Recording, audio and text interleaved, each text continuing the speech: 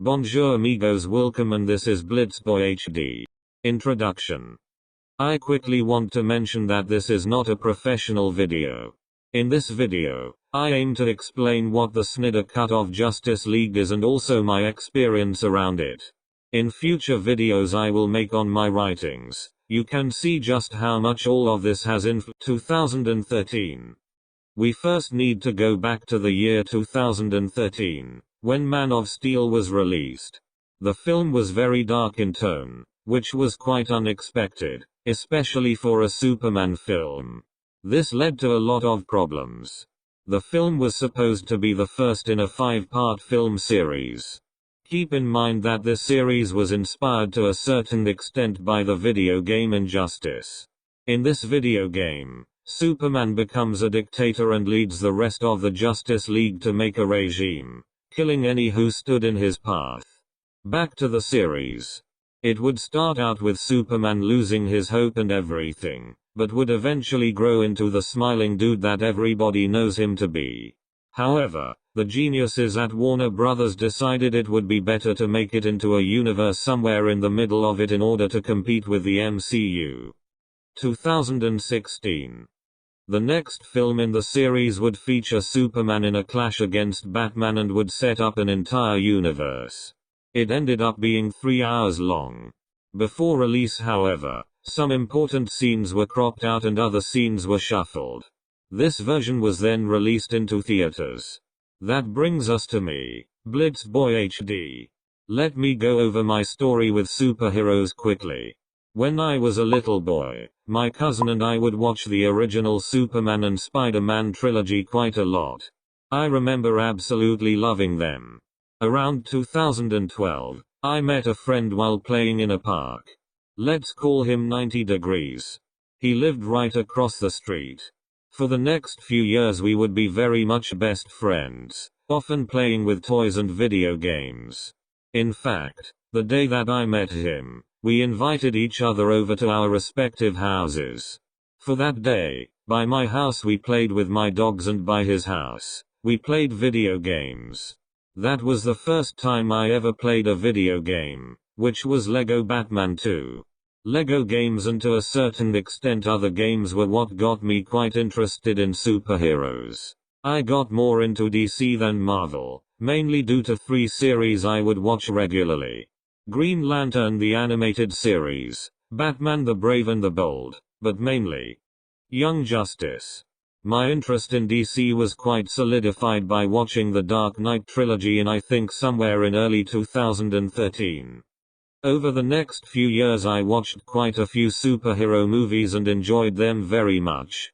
Now came March 2016. I was about to walk into the theaters to watch Dawn of Justice. I don't remember how I felt exactly after watching the movie, but I remember a couple of things. Ben Affleck really impressed me. Until now, I had only seen Bale's performance, so it felt odd to see another Batman. Batfleck, however, definitely pulled through with a great portrayal. This will become important later. Another thing is that I pretty much predicted every event in the movie. July 2016. Remember when I talked about how they changed the film before release? Well, they did later release the original digitally. It became known as the Ultimate Edition, or the Director's Cut, whichever one. Keep in mind I had no idea there ever was such a thing. November 2017. Both Man of Steel and Dawn of Justice received quite bad reviews, but there were a lot of people who really liked them, but didn't say much. Keep that in mind. The next installment would be the debut of the Justice League. Snyder had filmed most of the film, until tragedy struck. He stepped down after his daughter's suicide. Then, the at Warner Brothers really outdid themselves with another spectacular decision. They brought in Joss Whedon, the director of the Avengers films, to hastily create a new Justice League film.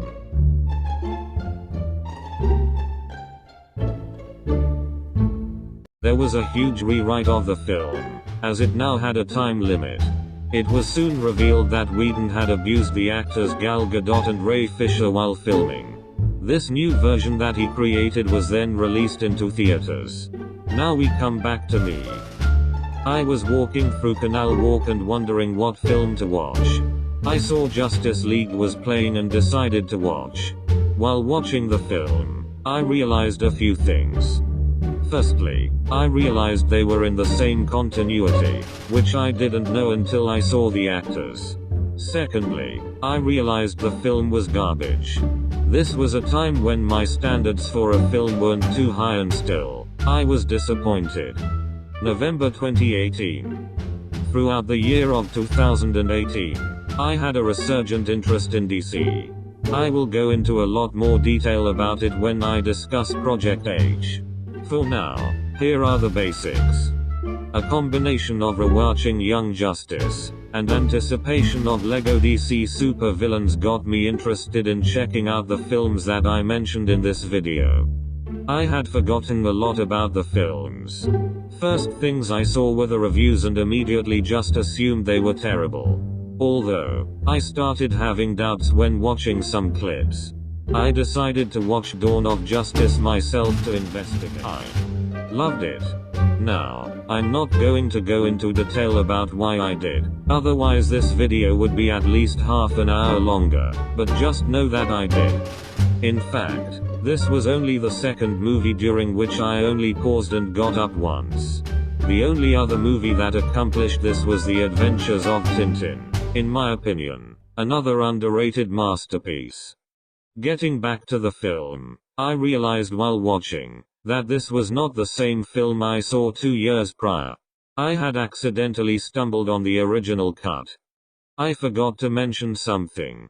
Due to my interest in DC, my first proper channel was born. Keep this in mind. After digging through the internet for a bit, I found out about the so-called Snyder Cut. I wanted to see it, but I didn't know if it would ever be released, or if it even existed in the first place. March 2019. After getting inspired to write something and then doing nothing, quite representative of myself, we'll go into more details in episode 11. I was still in doubt as to whether the Snyder Cut actually existed. That was until the 25th of March, 2019, when I saw this video. Over here, Megan. Hi, Zach. First, I just wanted to personally thank you for all the work that you're doing for suicide prevention. It's really important to me.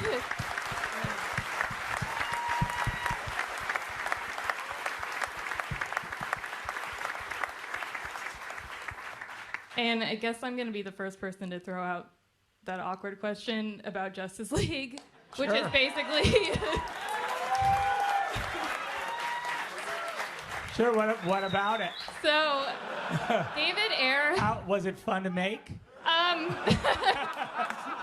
So David Ayer came out and... David Ayer, okay. He came out and he talked a little bit more about the early process, about how in Suicide Squad, originally, their villain was going to be Steppenwolf, and they're going to be fighting parademons and stuff like that, and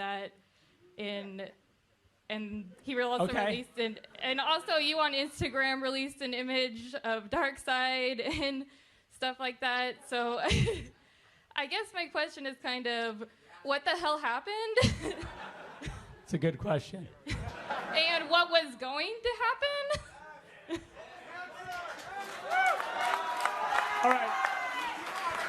It's a fair question. David's prize. I'm not sure about that what David's talking about with the. I mean, look, Steppenwolf's in this movie, which was anyway.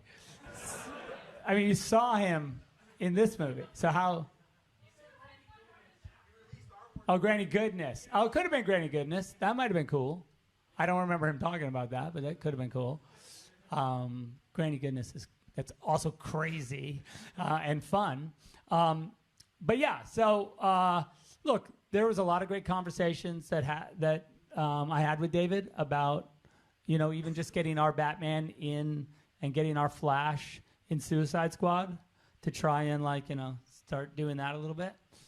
But, we were also not incredibly, we didn't want to go like too crazy with it at the same time. We were trying to be, and the idea was that the, different directors would kind of have their take, and we try and just support each other so that, it could mesh up, but at the same time not force anyone into like a decision maybe they didn't want to make, right? That makes, as best you can. It's hard sometimes because you're like, look, I need Steppenwolf because he's the bad guy, one of the bad guys in this movie. So anyway, so those are the conversations that we had, and I thought that everyone was doing a really pretty good job as we went forward, and Patty was awesome because Patty, she had to take my photo, and put it in her movie, and we had to work out how that happened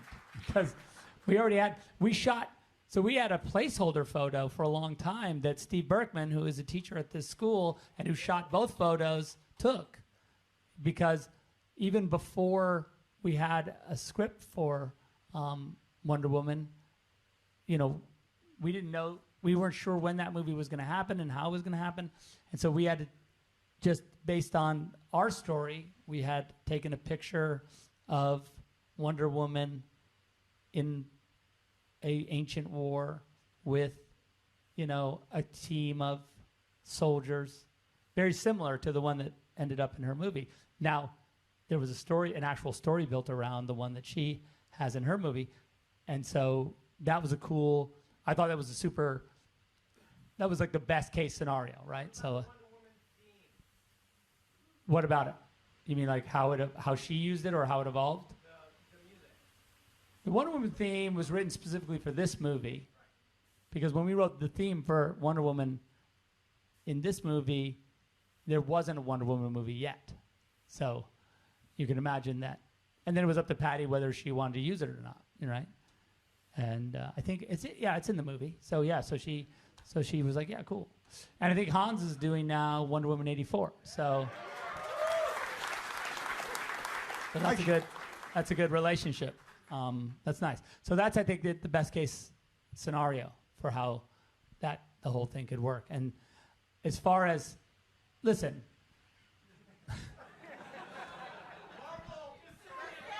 No. What I was going to say is that, look, when this movie came out, understand that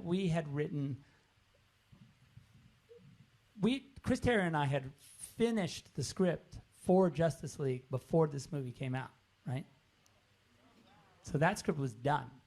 Movie came out, and some people didn't like the movie. A vocal minority. And so I was asked by the studio to say, hey, you can't, there's a lot of stuff we don't want you to do from that script.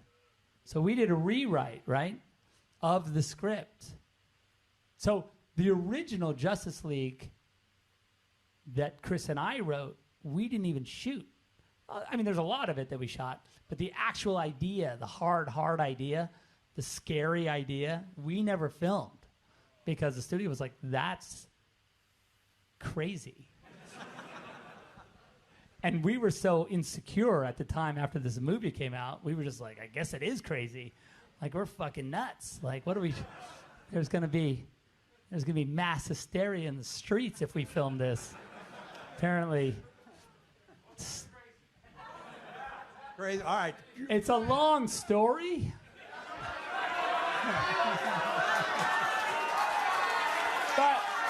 But suffice it to say, that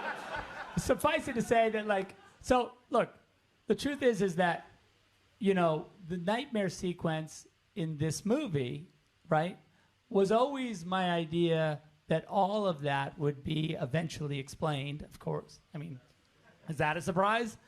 That we would end up in the distant future where Darkseid has taken over Earth and where Superman has succumbed to the anti-life and where he and now with his ragtag band. And there was a few members of the Justice League that had survived to that world, and that they were fighting to try and you know, so Batman's with the broken half a cyborg, because you know it's only half of him because of whatever happened. They were working on equation to jump flash back to tell Bruce, you know, obviously you guys aren't surprised because you know this is what you. I've read it. So now that you know this, don't tell anybody. Nice. Anyway, so those were the things that we were dealing with, and not to say that the studio still, you know, they were still into sort of the big look, but the details of how and why everyone was mad at each other, or why that was the stuff where they were a little bit like, because, you know, Lois, you know, and it's in the little teaser where the Justice League teaser that wasn't in the movie apparently, where I guess where Wonder Woman says, it's this line where Bruce says, "I was right here, and Barry Allen came to me, and he said, Lois Lane is the key," right? And then she goes, "He is the Superman. Every heart has one." And he goes, "I think it's something more, something darker," right? And what it means is that the thing that was darker was that, you know, it was all about if Lois died, Superman would succumb to the anti-life, of course, right? And if Superman knew that somehow it was Bruce's responsibility to protect Lois, he would have been mad at him in this movie, right? Like, so that's why he says, "She was my world and you took her from me." So that's that was sort of and then of course he has to jump back.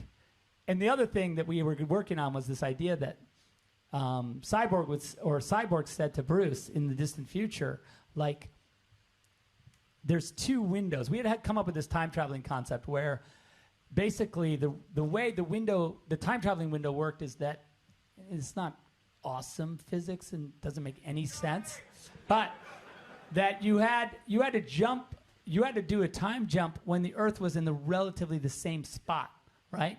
Because if you did a time jump and the Earth wasn't like in the same position in space, you would jump into space and just be like dead.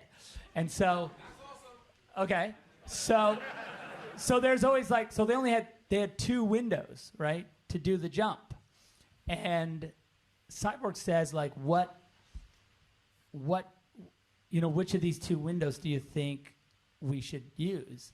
And Bruce was like, well, what window would you have put me through if you didn't ask? And he's like, this one. And then he's like, use the other one. Because that one you already did, and it was the wrong one. Barry Allen was in my freaking Batcave yelling at me about, like, nonsense. So you need to put him through that other one, because that's the one that will... Because he had to jump right before Darkseid boom tubes into the Batcave to murder Lois, so you have to, like... Anyway, so that was the window that he had to hit. Anyway. All right, so I'm just going to say that right there, easily worth another 100. It's in the future. There you go. Later, the man, the myth, the legend himself released a picture confirming the existence and length of the director's cut. I was intrigued before, but now I was quite hooked. There was an issue that bugged me still, which is that I thought the reception of Batfleck was slightly unjust. Earlier in this video, I talked about how impressive Batfleck was. This is why it was so surprising when his performance in Justice League was so underwhelming. I thought he was being unfairly criticized, since the direction was the problem. This led to me making my most viewed video thus far, and had me wanting to make another about the Snyder Cut itself. Yes, it is in fact, this video you are watching. This video, that I planned to make an entire 3 years ago, and just decided never to make it, because that would have been me, accomplishing a task that I set out to do, which I think may have been an allergy of mine or something. July 2019. I've realized that this video has gone on for far too long, so I will speed it up now. After Snyder's announcement, the movement picked up an insane amount of momentum, and with the 2019 San Diego Comic Con fast approaching, there was so much excitement as to what Warner Brothers would do.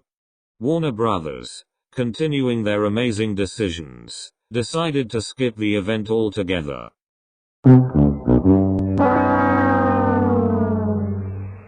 I just CBA. May 2020.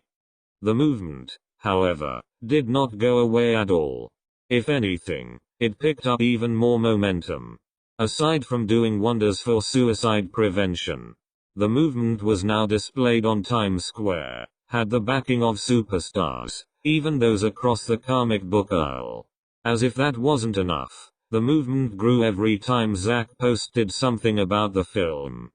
Eventually, by May of 2020, the cut was officially announced to be released in April of 2021, which was the time my video soared in popularity. April 2022. After finishing episode 8 in June of 2021, it was time to work on the Snyder Cut. Scripting began, until I just left it behind. I am truly just flawless, aren't I? Anyhow, I came back to finish the episode after watching the film on the 25th of March, marking 3 years since the surge. There was a favorite film spot reserved for this very work of art, and it was definitely well deserved.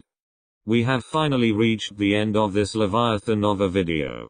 Apologies for the time passed since the last one, but thank you so much for watching, and I wish you all a very happy 420. In the next episode, we will see the grand return of Supreme Leader BlitzBoyHD.